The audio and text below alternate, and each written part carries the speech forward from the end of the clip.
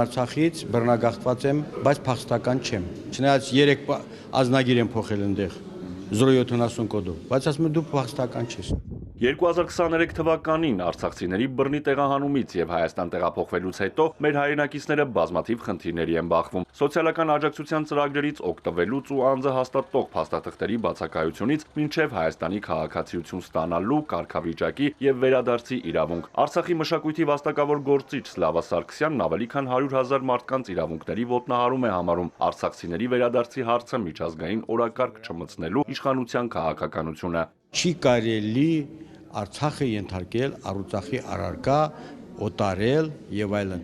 Դա եղել է մեր պապերի պատվիրանները, որոնք փաստորեն այս մարդկանց շնորհիվ փաստորեն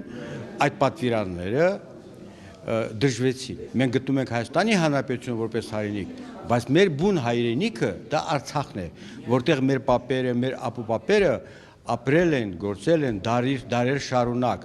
Տեղահանված մեր հայրենակիցների իրավունքները պաշտպանելու եւ իրավաբանական անվճար խորհրդատվություն տրամադրելու համար Մայր Հայաստան կուսակցությունը արմկոնսուլ փաստաբանական գրասենյակի հետ 2024-ին հուշագիր է ստորագրել։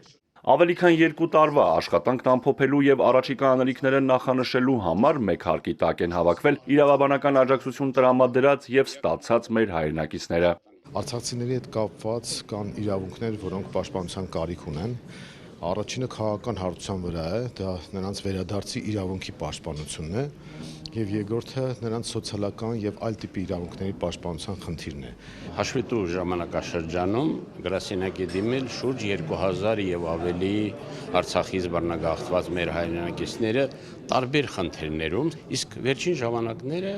ուրեմն բնակարանային ապահովման այս պահին կառավարության կողմից ընդունված բնակարանային ապահովման ծրագրով են հաճախ դիմում։ Խորհրդատվություն տրամադրելուց բացի փաստաբանական գրասենյակն արցախցիների իրավունքներն անվճար պաշտպանում է նաև դատարանում։ Տեղահանվածների գերակշռող մասը գրասենյակ է դիմել փաստաթղթերը վերականգնելու համար։ Մոտ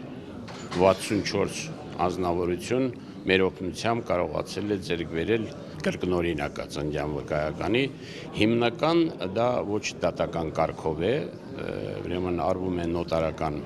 կարգով։ Մայր Հայաստան կուսակցության ղեկավարը առաջնային է համարում տեղահանվածների վերադարձի հարցը միջազգային օրակարգ մտցնելու եւ տարբեր հարթակներում քննարկելու պետության դերակատարումը։ Արևմտյան որոշ չինովնիկներ ուղիղ մեղավորություն ունեն Արցախի էթնիկ զտման հարցում, եթե հիշում եք 22 թվականի հոկտեմբերի 6-ին Պրահայում որոշում կայացվեց, որ Արցախը պետք է հանձնել Ադրբեջանին եւ դա տեղի ունեցավ Մակրոնի, Միշելի խավորությամբ, այսպես ասած, որի մեջ ներգրավված էին նաեւ այլ չինովնիկներ, Բորելը,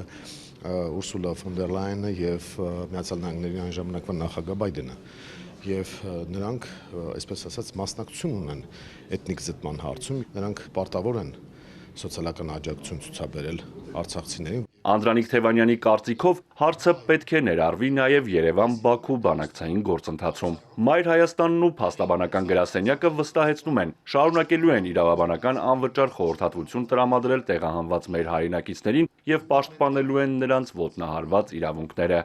Արթուր Հակոբյան, Ալեքսանդր Կիրոյան, Էպիկենտրոն։